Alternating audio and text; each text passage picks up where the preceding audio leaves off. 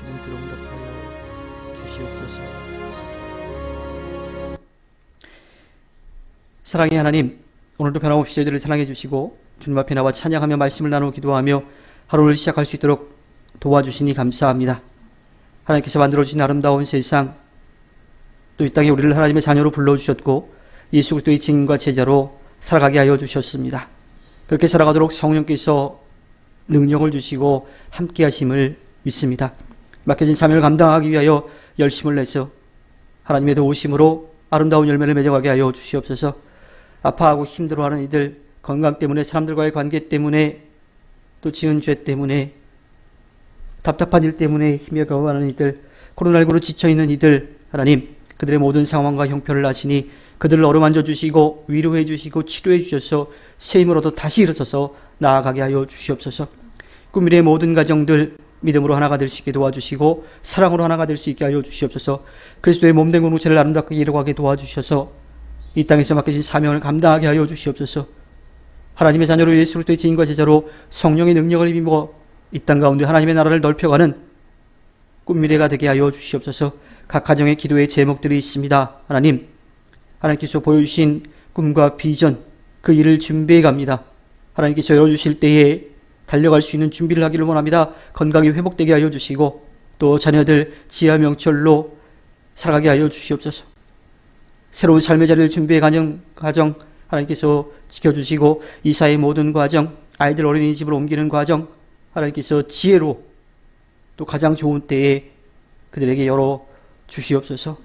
또 아버지 하나님, 하나님께서 주신 귀한 달란트를 통하여서 사람들의 마음을, 다친 마음을 열게 하고 또 아파하는 마음을 치유하려고 하는 귀한 청년 가운데 함께 하여 주시고 그 시간을 통하여서 하나님의 놀라운 역사가 일어나게 하여 주시옵소서.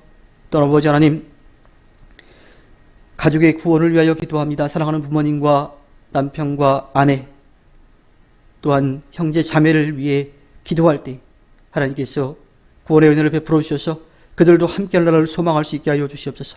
함께 일하는 사람과 더불어 화목하여서 하나님의 자녀로서의 삶의 본을 보이기를 원하는 가정 가운데에도 함께하여 주시옵소서. 또한 여러 가지 사정 가운데 함께 모이지 못하고 명상으로 예배하는 이들 가운데에도 함께하여 주시고 그들이 어느 곳에 있든지 하나님을 예배하는 그 마음만은 변치 않게 하여 주시옵소서. 또 새로운 꿈과 비전을 향해 열심히 달려가고 있는 귀한 자녀들 지하 명철 주시고 끝까지 열심을 다하고 그에 맞는 아름다운 열매를 맺게 하여 주시옵소서. 이 시간 말씀을 나눌 때 듣는 자와 전하는 자 주의 은혜를 나누게 하여 주시고 주님이 주신 말씀을 통하여 듣고 깨닫고 마음의 책임에 결단하여 오늘도 승리하는 삶 살게 하여 주시옵소서. 함께 하실 것을 믿으며 모든 것 위에 뛰어나신 예수님의 이름으로 기도합니다. 아멘. 함께 나눌 말씀은 시편 22편 19절에서 31절 말씀입니다. 시편 22편 19절에서 31절입니다. 교독하겠습니다. 그러나 나의 주님 멀리하지 말아 주십시오. 나의 힘이신 주님 어서 빨리 나를 도와주십시오. 내 생명을 원수의 칼에서 건져주십시오. 하나뿐인 나의 목숨을 개의 입에서 빼내주십시오. 사자의 입에서 나를 구하여 주십시오. 들소의 뿔에서 나를 구하여 주십시오. 주님께서 나의 기도를 들어주셨습니다. 주님의 이름을 나의 백성에게 전하고 예배드리는 회중 한가운데서 주님을 찬양합니다. 주님을 경외하는 사람들아 너희는 그를 찬양하여라. 야곱 자손아 그에게 영광을 돌려라. 이스라엘 자손아 그를 경외하여라. 그는 고통받은 사람의 마음을 가볍게 여기지 않으신다. 그들을 외면하지도 않으신다. 부르짖는 사람에게는 언제나 응답하여 주신다. 주님께서 하신 이 모든 일을 회중이 다 모인 자리에서 찬양하겠습니다. 내가 서원한 희생제물을 주님을 경외하는 사람들 앞에서 바치겠습니다. 가난한 사람들도 여러분들의 마음이 늘 유쾌하게 듭니다 하면서 숫대를 들고 배불리 먹을 수 있을 것이다.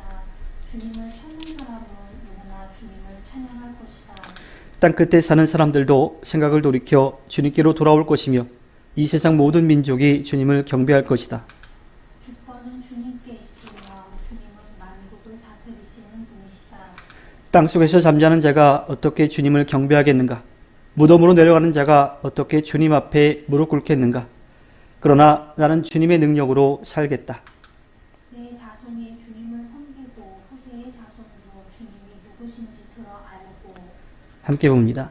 아직 태어나지 않은 세대도 주님께서 하실 일을 말하면서 주님께서 그의 백성을 구원하셨다 하고 선포할 것이다. 아멘. 오늘도 하나님의 이름을 찬양하며 하루를 시작하는 우리 모두에게 하나님께서 값없이 베풀어 주신 그 은혜가 차고 넘치기를 소망합니다. 우리는 고난이 비켜가기를 바라요. 또 고난이 온다 하더라도 그 고난이 아주 작기를 바라죠. 그러나 하나님은 죄인인 우리를 위해서 예수님을 십자가에 못 박으셨습니다. 예수님도 그 십자가에 못 박히기 전에 할 수만 있다면 나에게서 이것을 피하게 해주십시오 라고 그렇게 기도했었어요. 하지만 하나님께서는 그 예수님이 하셔야 될 일이기에 그 일을 감당하게 하셨죠. 예수님도 마찬가지로 다시 기도할 때에는 내 뜻대로 말고 하나님 뜻대로, 아버지 뜻대로 해달라고 그렇게 기도했습니다. 예수님도 그 고난을 겪으신 거죠. 그런데 예수님께서 겪으신 그 고난의 결론은 부활이었습니다. 많은 믿음의 선조들이 고통 가운데 위대한 일꾼으로 성장을 했죠.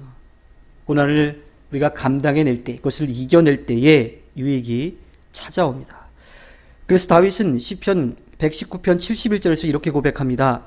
고난을 당한 것이 내게는 오히려 유익하게 되었습니다. 그 고난 때문에 나는 주님의 율례를 배웠습니다. 때로는 고난이 힘겹지만 왜 이런 고통이 오느냐라고 하나님을 원망하고 싶은 마음이 들 때도 있지만 그 고난이 쓸데없는 것은 아니라고 하는 거예요. 우리가 하나님 앞에 더욱더 가까이 가는 하나의 기회라고 하는 거죠. 오늘 말씀 19절부터 21절에 보면 다윗은 그의 원수들을 개, 사자, 또 들소로 비유합니다.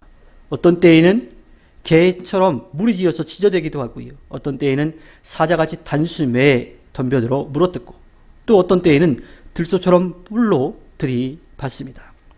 이렇게 원수들이 무섭게 다윗을 공격하는 이유는 더 이상 하나님을 의지하지 말고 우리들한테 복종하라고 하는 그러한 뜻이었어요. 20절에 보면 하나뿐인 나의 목숨이라고 하는 이야기를 합니다. 이것은 우리의 영혼, 우리의 또 믿음이라고 할 수가 있어요. 세상적인 건 돈, 직책, 또 인간관계, 심지어 건강까지도 잃어버리면 다시 그것을 찾을 수 있는 기회들이 좀 많이 있어요.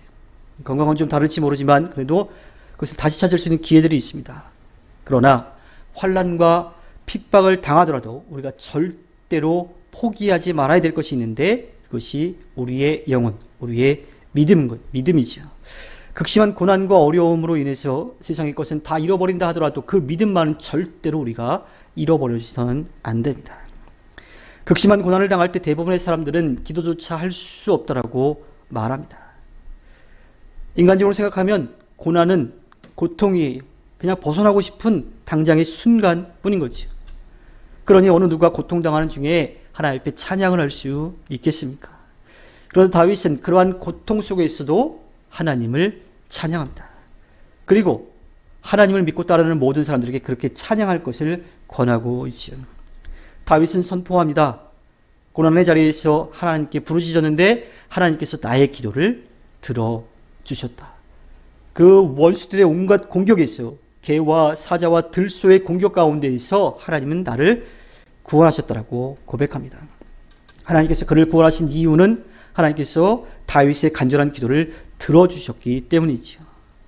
하나님은 우리의 연약함을 너무나 잘 아시는 분이에요. 나보다도 나를 더 잘 아시는 분이시죠. 그래서 언제나 연약한 우리를 곁에서 도우십니다. 그리고 우리의 간절한 기도에 귀를 기울여 들으시는 분이죠. 특별히 하나님은 우리가 힘에 겨워서 아무것도 할 수 없는 그 상황에 있을 때에 우리의 마음속 깊은 신음소리까지도 다 들으시는 분이십니다. 하나님은 우리의 영혼의 울부짖음을 들으시는 분이죠. 그러므로 고통이 심하다고 해서 원망하고 좌절하고 포기하고 멈추는 것이 아니라 오히려 더 하나님께 더 가까이 나아가서 하나님께 맡기고 기도해야 되고요. 또 그 기도에 응답하실 하나님을 찬양하는 삶을 우리가 살아내야 합니다. 어린아이는 힘이 들수록 더 크게 울며 도움을 구하지요. 우리도 우리의 기도에, 우리의 신음소리에 응답하시는 하나님을 믿고 하나님께 기도해야 합니다. 하나님께서 고난의 자리에 함께 하시는 그 가운데에 우리는 하나님을 찬양할 수 있는 거죠. 그리고 하나님은 우리의 부르짖음을 가만히 듣기만 하시는 분이 아닙니다. 들으시는 이유가 있죠. 왜? 그 기도에 응답하시기 위해서. 그리고 그 어려움 가운데서 우리를 건져내시기 위해서 들으시고 그 행하시는 분이라고 하는 거예요. 21절에 보면 다윗은 하나님이 응답하시고 구원하셨다라고 고백을 하고 있습니다.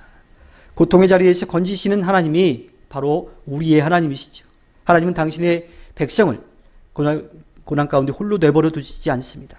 고난의 자리에서 우리를 건져내시고 또 믿음으로 더욱 굳세게 살아가도록 우리를 격려해 주시죠.